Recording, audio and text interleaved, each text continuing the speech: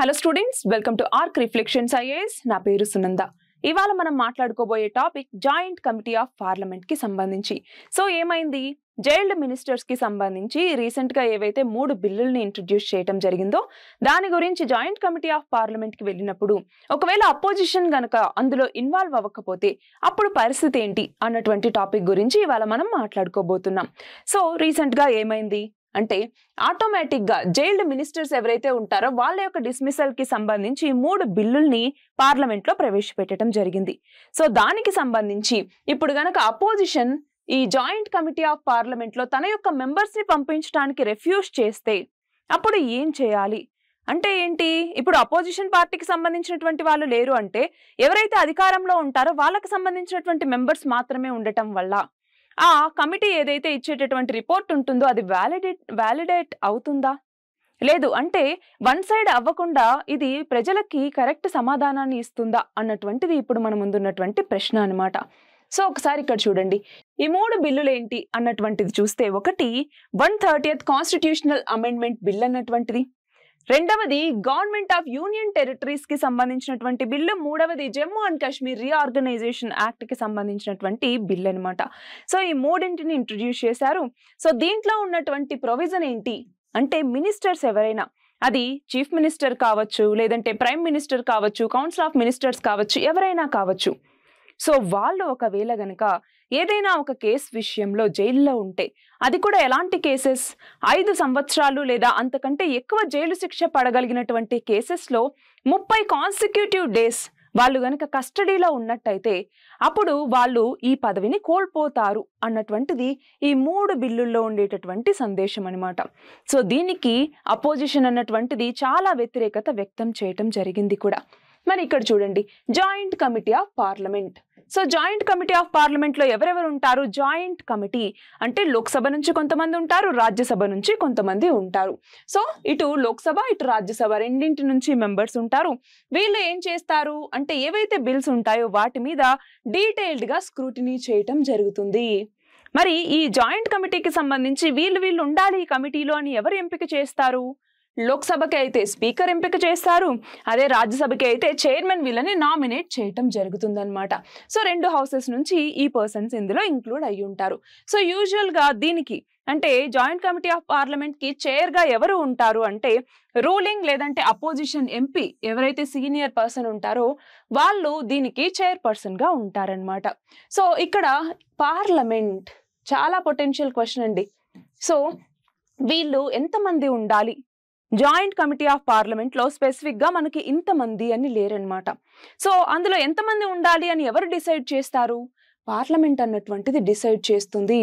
So మనకి ఇక్కడ limit అన్నటువంటిది లేదు.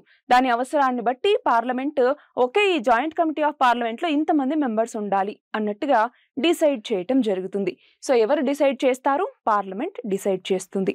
సో ఇక్కడ చూడండి, రూల్స్ కి సంబంధించి చూసుకుంటే లోక్సభ రూల్స్ లో రూల్ 193 అన్నటువంటిది, అదే రాజ్యసభకి అయితే రూల్ 74 అన్నటువంటిది. దీని ద్వారా ఈ కమిటీస్ ని నామినేట్ చేయటం జరుగుతుంది. అంటే ఈ రూల్స్ వాటికి ఆ పవర్స్ ని ఇస్తాయన్నమాట. సో ఇక్కడ కంపోజిషన్ ఏదైతే ఉంటుందో ఆ కంపోజిషన్ అన్నటువంటిది దేన్ని రిఫ్లెక్ట్ చేస్తుంది? ఆ ప్రపోర్షనల్ రిప్రజెంటేషన్ ఆఫ్ పార్టీస్ ఏవైతే ఉంటాయో దాన్ని రిప్రజెంట్ చేస్తూ ఈ యొక్క కంపోజిషన్ అన్నటువంటిది జాయింట్ పార్లమెంటరీ కమిటీలో ఉంటుంది. సో ఇది మనం గమనించాలి. అయితే ఇప్పుడు అపోజిషన్ గనక తన మెంబర్స్ ని ఈ కమిటీలో జాయిన్ చేయటానికి పంపించలేదు అంటే అప్పుడు ఏమవుతుంది? ఇక్కడ మనం ఒకటి గమనించాలి. అపోజిషన్ లేదు అనుకోండి, ఇప్పటిదాకా అపోజిషన్ లేకుండా ఏ జాయింట్ పార్లమెంటరీ కమిటీ అన్నటువంటిది కూడా ఏర్పాటు అవ్వలేదు. సో అదొకటి. అలాగే ఇప్పుడు అలా ఏర్పాటు చేస్తే దాని లెజిటిమసీ అన్నటువంటిది ఎంతవరకు ఉంటుంది అంటే దాన్ని మనం నమ్మొచ్చా? ఒక బయాస్డ్ పార్టీనే అప్పుడు దానికి సంబంధించి రిపోర్ట్ ఇస్తుంది, డీటెయిల్డ్ స్క్రూటినీ చేస్తుంది అంటే దాన్ని ఎంతవరకు ట్రస్ట్ చేయొచ్చు అన్నటువంటిది ఒక క్వశ్చన్. అట్లానే ఫార్మర్ సెక్రటరీ జనరల్ లోక్సభకి సంబంధించి ఏమన్నారు, ఎప్పుడు పార్షియల్ కమిటీని స్పీకర్ నామినేట్ చేయకూడదు అంటే ఫామ్ చేయకూడదు. ఇక్కడ పార్షియల్ కమిటీ అంటే ఏంటి? అపోజిషన్ అన్నటువంటిది కూడా ఉండాలి.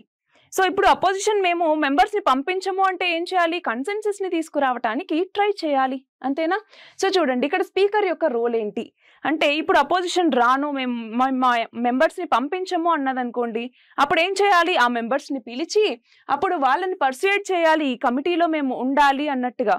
సో వాళ్ళని మోటివేట్ చేయాలి, లేదు మీరు కూడా పార్టిసిపేట్ చేయండి, మీ యొక్క ఒపీనియన్ ఏదైతే ఉందో దాన్ని ప్రజల ముందుకు తీసుకురండి అనేసి చెప్పగలగాలి. అట్లానే ఈ కమిటీని కాన్స్టిట్యూట్ చేయటం అన్నటువంటిది అప్పటి వరకు డిలే చేయొచ్చు, వాళ్ళకు కన్సెన్సస్ వచ్చేంత వరకు కూడా. అలానే చూడండి, అపోజిషన్ గనుక లేకుండా దీన్ని గనక ఏర్పాటు చేస్తే అప్పుడు ఇది కాన్స్టిట్యూషనల్ గా మనం దీన్ని క్వశ్చన్ చేయడానికి లేదు.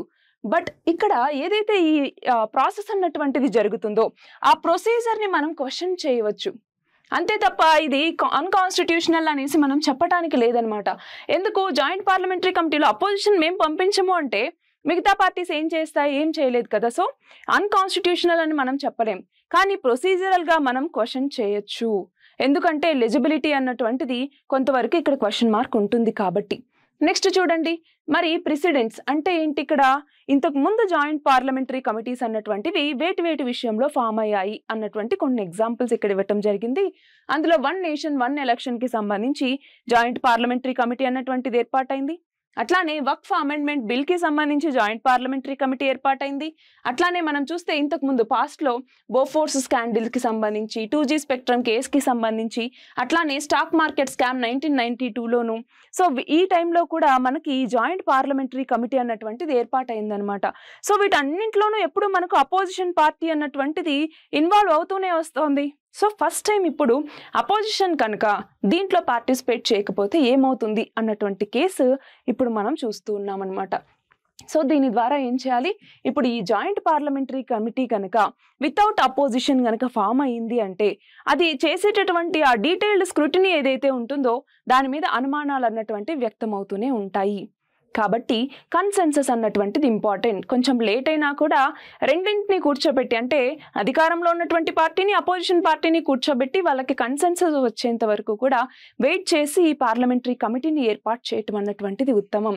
ఎందుకని? మన డెమోక్రటిక్ నేషన్లో అన్ని పార్టీల యొక్క వ్యూస్ అన్నటువంటిది మనకి చాలా ఇంపార్టెంట్ కాబట్టి సో దీన్ని రెస్పెక్ట్ చేయాల్సినటువంటి అవసరం ఉంది. అది ఇవాల్టి మన article. All the very best and thank you very much.